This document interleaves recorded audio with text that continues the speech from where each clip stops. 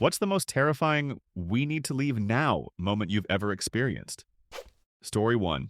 I was out on a run, and I noticed this old woman, probably 60 to 70, sitting on the curb. She waved me down, and so I ran over to her. She needed help getting up, but as we were talking, I just got this feeling in my gut that something was off. I felt really horrible abandoning an older woman who claimed to need help, but I couldn't shake that feeling, so I apologized for not being able to help and ran off.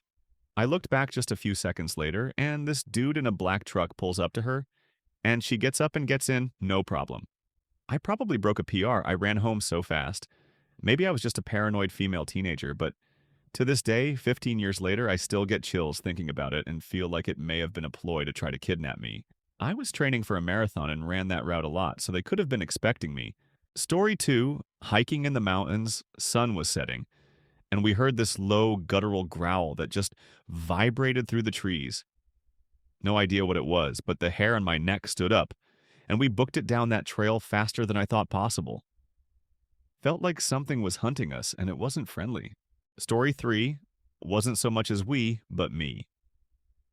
I was early elementary waiting for the school bus in my driveway.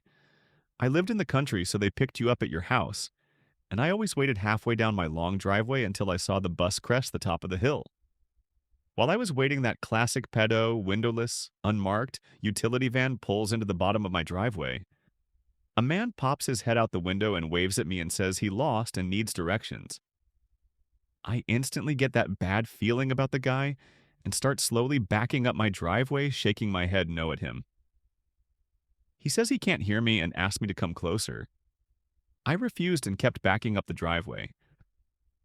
My mom saw this from the kitchen window and came out to see what was going on, and he backed out and left. Not long after that, a girl was grabbed by a man in a van that matched the description of the one that stopped in my driveway. Thankfully, she wiggled out of her backpack and got away, but I don't think they ever found the guy. Story 4, not a leave now moment, but a think quick moment for sure. I lived in a small condo, gated, in Santa Monica in the 90s. I was in my room, back bedroom, folding clothes and heard a knock that sounded like it was at my neighbor's. Another knock, then I felt like I needed to go check. I walked into the living room just as my front door was opening and a young man was stepping into my place.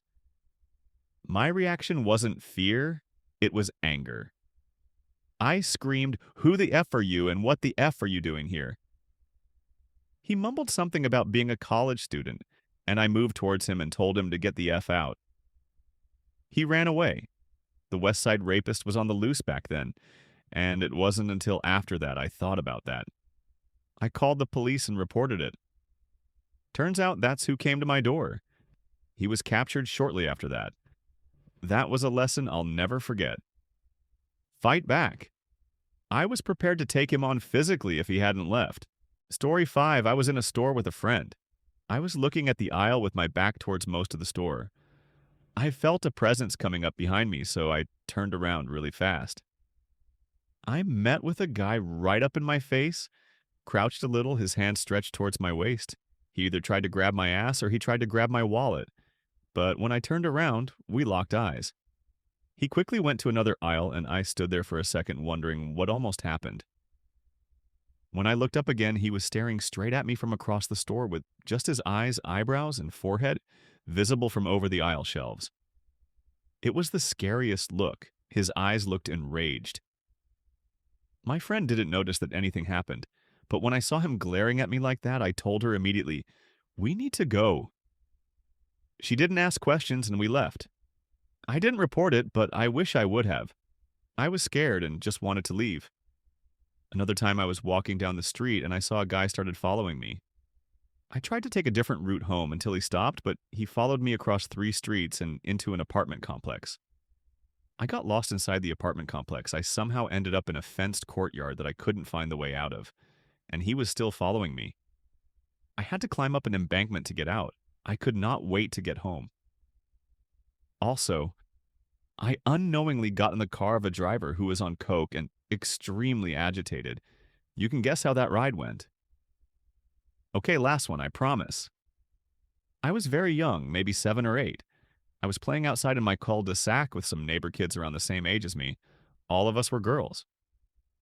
This huge maroon van pulls into the cul-de-sac with the window rolled down. He pulls up slowly to where my friends and I were playing on the sidewalk. He tells me, "I need to go to the hospital. Do you know where it is at? Can you take me to the hospital?" I told him I didn't know where it was. We all ran inside right after.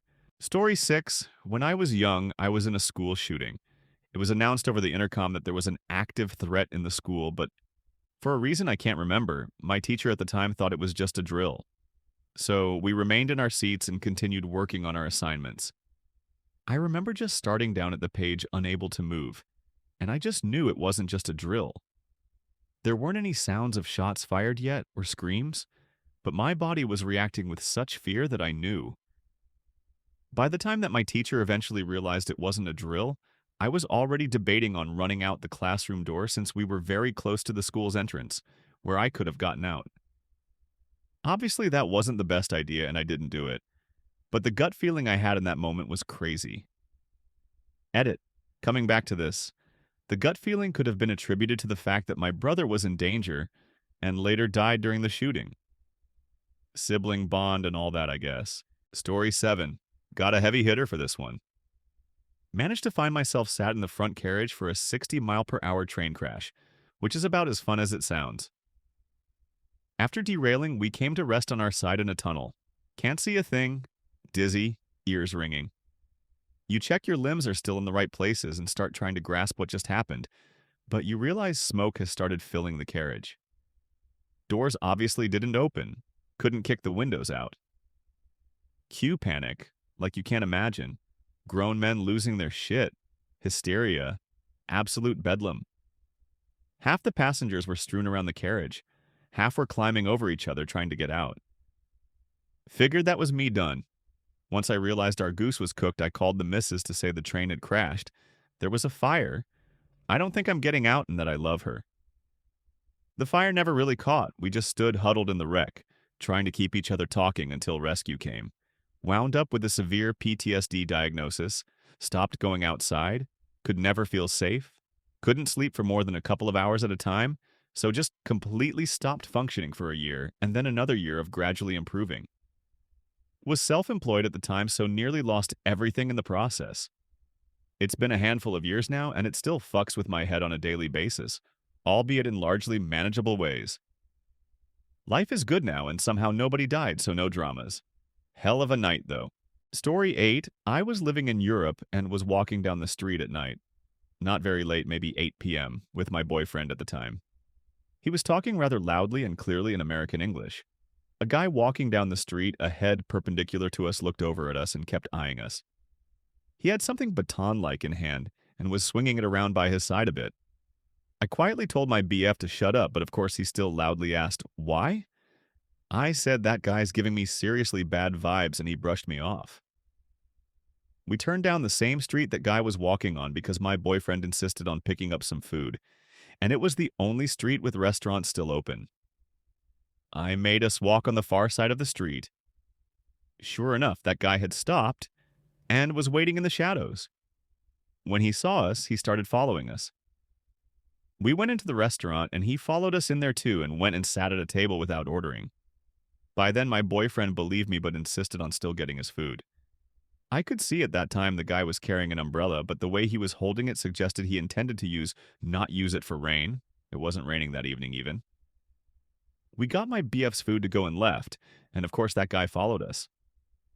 Luckily, a large group of people came out of a bar club a couple doors down, so I grabbed my BF's hand and wormed us in the middle of them and then dashed down a small cut-through street. And we ran to get around the curve so we couldn't be seen. Thankfully, we lost the guy at that point, but I have no doubt we were very close to getting jumped, beaten, and robbed. And I've since dropped the dead weight that X was. Story 9. When I was late teens, I used to walk my dog every evening around the village, always the same route. One evening, I set off on my usual route and had this deep desire to walk a completely different route for an unknown reason. I saw in the newspaper that week a girl around my age had been kidnapped on the road I walked. At the time, I would have been walking it. It was a seemingly non-targeted attack. And she wasn't walking alone, but it was definitely a strange feeling that I somehow avoided being caught up in this incident by a complete fluke and a gut feeling to change a routine.